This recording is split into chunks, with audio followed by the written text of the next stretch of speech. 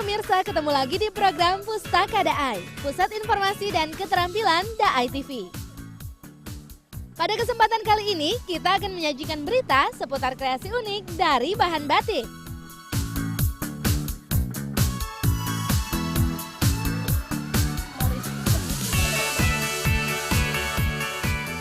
Batik memang memiliki motif dan warna yang selalu menarik hati masyarakat Indonesia. Maka tak heran kain batik atau pakaian bermotif batik pasti dimiliki banyak kalangan.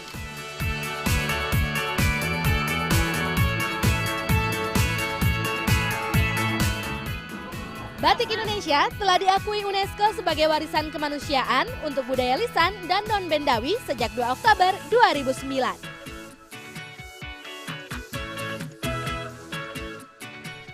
Sejak itu, batik kembali populer dan menjadi tren.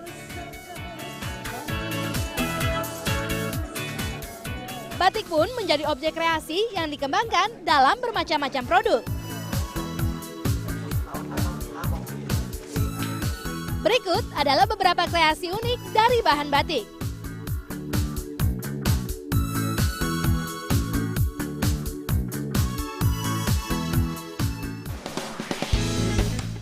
Kini batik tak lagi dikreasikan dalam bentuk pakaian.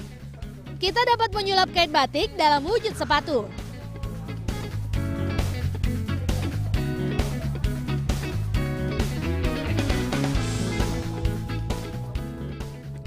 Batik yang identik dengan pakaian formal kini banyak dikembangkan menjadi kreasi pakaian modern.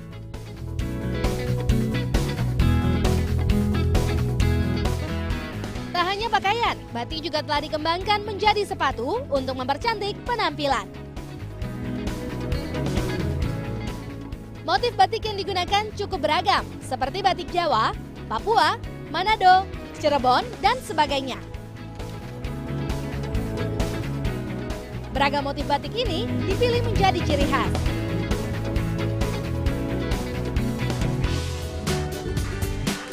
Proses produksi mengubah bahan mentah menjadi sepatu dilakukan secara manual.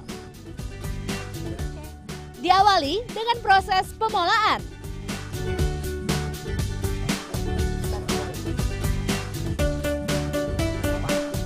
Selanjutnya, bahan batik dan lapisan spon dijahit menjadi satu.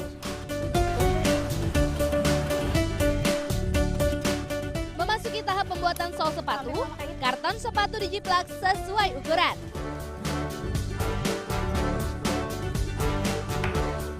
Dan kemudian dilem dan dilekatkan pada pola sepatu yang dipasang pada tiruan kaki manusia.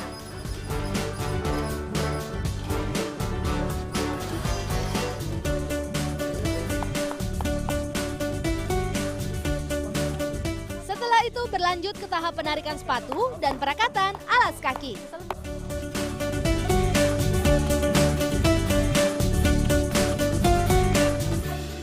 Nah, untuk menciptakan kualitas sepatu yang mampu bertahan hingga setahun, digunakan lem dan bahan-bahan dengan kualitas yang baik. Inovasi batik diharapkan bisa mengubah citra batik yang konvensional menjadi lebih modern dan cocok digunakan sehari-hari.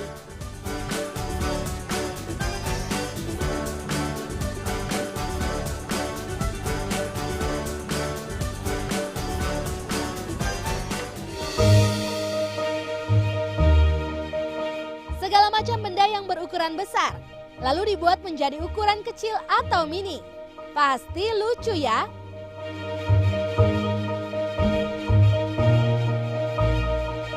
Begitu juga dengan sandal yang biasa kita pakai sehari-hari.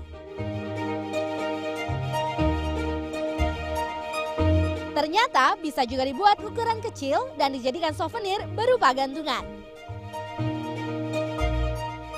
Ada yang unik dari pembuatan sandal mini ini.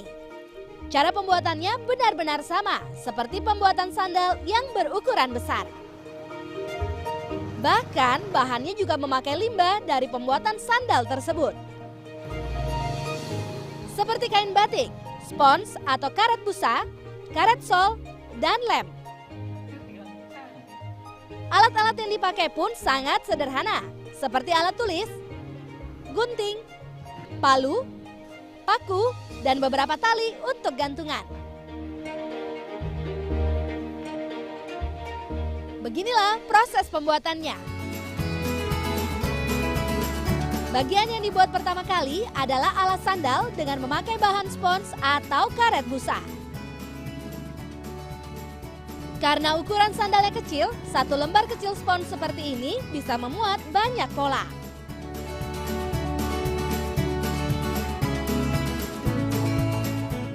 Kemudian, pola sandal digunting. Agar hasilnya terlihat bagus, mengguntingnya harus dengan rapi.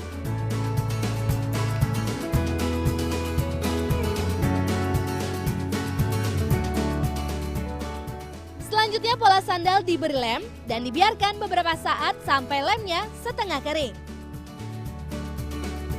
Sambil menunggu, kain batik disiapkan dan diberi lem sesuai ukuran pola sandal.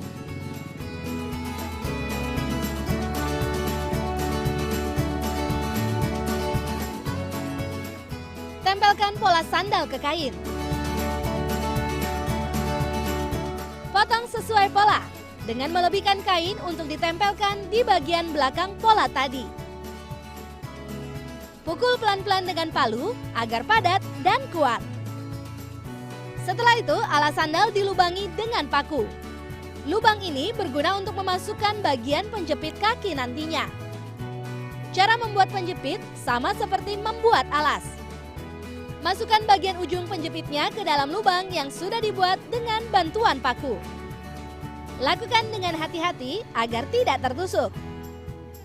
Perkiraan ukuran sandalnya bisa memakai ibu jari tangan atau kaki. Bagian penjepit yang berlebih bisa dipotong sedikit sebelum diberi lem dan ditempelkan ke alas.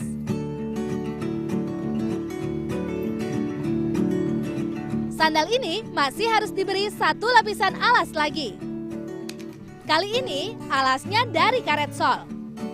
Cara pembuatannya pun sama seperti pembuatan sebelumnya, yaitu membuat pola, menggunting, dan memberi lem. Setelah itu barulah ditempelkan ke bagian bawah sandal yang tadi dibuat. Terakhir, tinggal diberi lubang di bagian ujung atas sandal dan masukkan tali gantungannya. Agar lebih menarik, bisa juga ditambahkan sedikit hiasan. Gantungan sandal mini ini bisa dipasang di tas atau juga dijual kembali.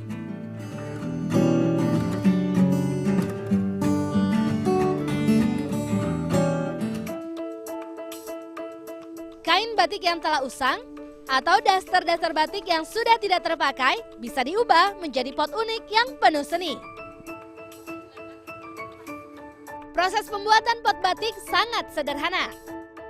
Pertama, siapkan dahulu bahan-bahannya, yaitu pot plastik yang tidak banyak ukirannya. Pilih kainnya,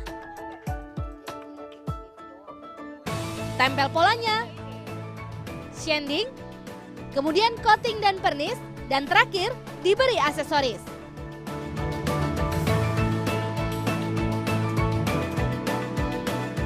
Karya-karya yang telah dihasilkan pun beragam, dengan motif dan warna yang menarik. Kreasi daur ulang ini memiliki keunggulan tersendiri. Selain pembuatannya yang mudah, perawatannya pun tak susah.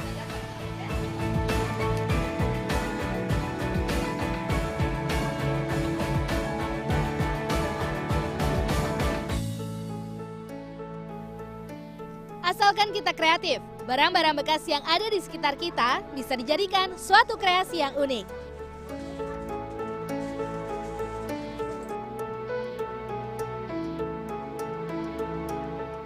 Contohnya boneka batik dengan bentuk gajah ini. Cara pembuatannya pun cukup sederhana.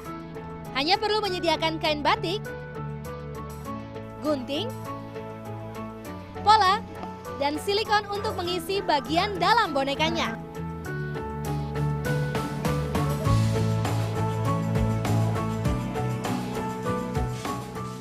Langkah pertamanya, kita tempelkan polanya dulu di atas kain batik ini.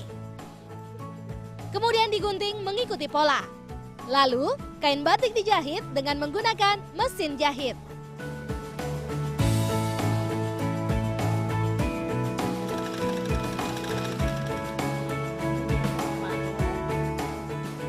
Semua pola yang sudah dipotong, seperti bagian perut, kaki, dan telinga dijadikan satu. Agar terlihat lebih tebal, bagian telinga bisa ditambahkan busa. Kemudian, masukkan silikon lewat bagian perutnya. Ratakan setiap sisi sudut kain batik.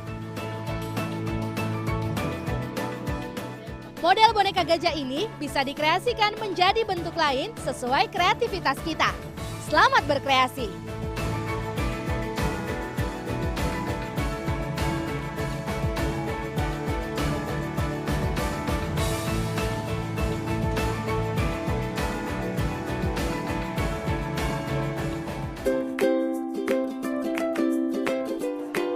Bagaimana pemirsa? Menarik ya? Kreasi unik dari batik. Batik kini tak hanya dikreasikan menjadi pakaian, namun juga bisa menjadi barang seni bernilai jual tinggi.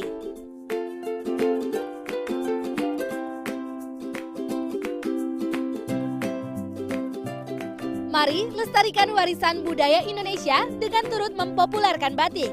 Karena jika bukan kita, siapa lagi? Sampai di sini dulu program Pustaka Daai, Pusat Informasi dan Keterampilan Daai TV. Sampai jumpa.